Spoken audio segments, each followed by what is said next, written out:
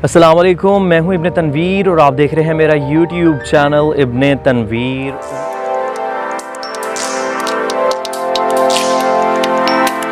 उम्मीद करता हूं आप सब खैर व आफियत से होंगे। आज का मेरा टॉपिक है कि हम भलाई क्यों नहीं करना चाहते। मुआशरे में ऐसा क्या हुआ कि बहैसियत कौम, बहैसियत एक मुस्लिम और इनफरादी तौर पर भी हम इस मुआशरे में भलाई क्यों नहीं करना चाहते। क्या ऐसी वजूहात हैं कि हम इस मुआशरे में भलाई का अंसर खो चुके और हम भलाई नहीं करना चाहते।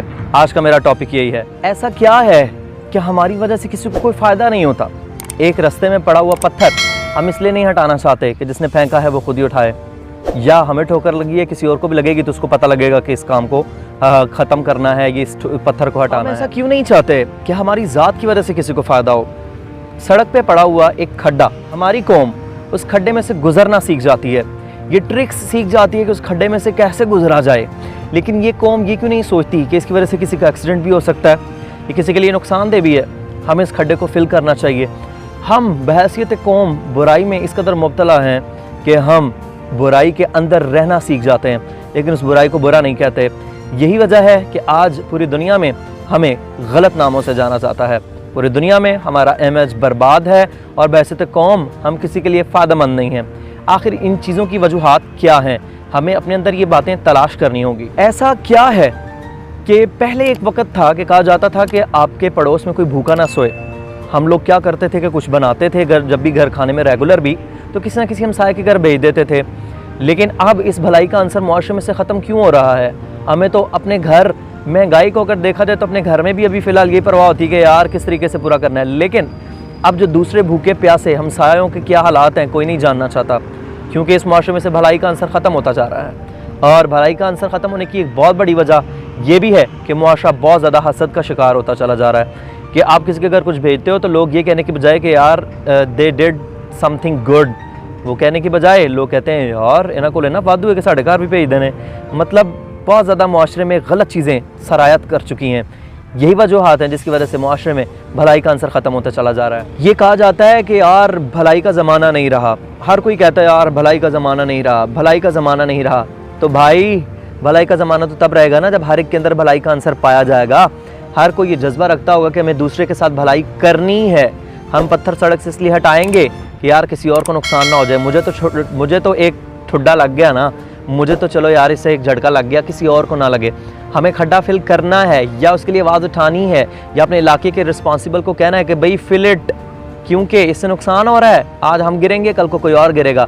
लेकिन यहाँ पर मुआशरे के अनासर तब्दील हो चुके हैं। लोग कहते हैं मैं गिरा हूँ, कोई बात नहीं, कोई और गिरेगा तो उसको पता लगेगा। अब उसको सबक सिखाने में मुआशरे का, उसको फ़लाँ को सबक सिखाने में, फ़लाँ को सबक सिखाने में मुआशरे का बेड़ा गर्क हो गया। मुआशरे में वो एलिमेंट नहीं रहा, मुआशरे में वो भलाई का अंसर नहीं रहा। कौम गलत रस्तों पर चल पड़ी और फिर वो गलत रास्ते आपको हसद की तरफ ले गए।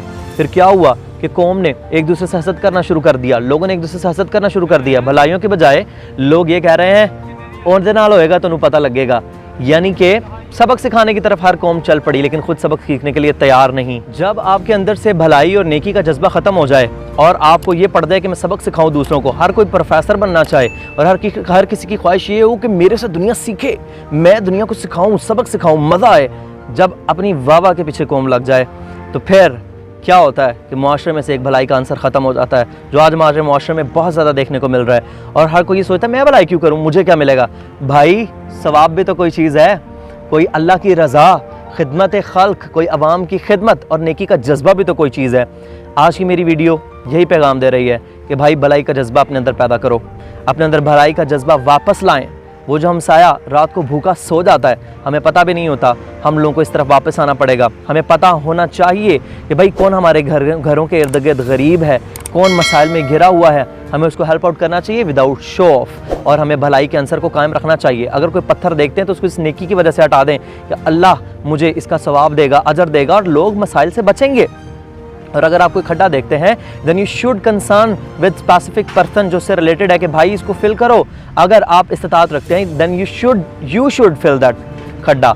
तो इस तरफ आना पड़ेगा कौम को, फिर ही कौम की भलाइयों का अंसर वापस आएगा और कौम दोबारा भलाई की तरफ आएगी तो एक मुआशरा अच्छे मुआशरों में शुमार होगा और अच्छे मुआशरे में जब हम शुमार होंगे तो भलाइयाँ होंगी इस मुआशरे में, तो फिर किसी के भी मसाइल, अपने मसाइल लगेंगे, फिर आप उनको हल करेंगे। जब आप उनको हल करेंगे तो मुआशरे में से मसाइल ख़त्म हो जाएंगे। उम्मीद करते हैं आज का ये मॉरल टॉपिक आपको समझ आया होगा और कुछ बातें आपने पिक की होंगी। अपनी दुआओं में इब्न तनवीर को याद रखिएगा। फिर एक इंफॉर्मेटिव एंड मॉरल वीडियो के साथ आपके सामने हाजिर होंगे। अल्लाह हाफिज़।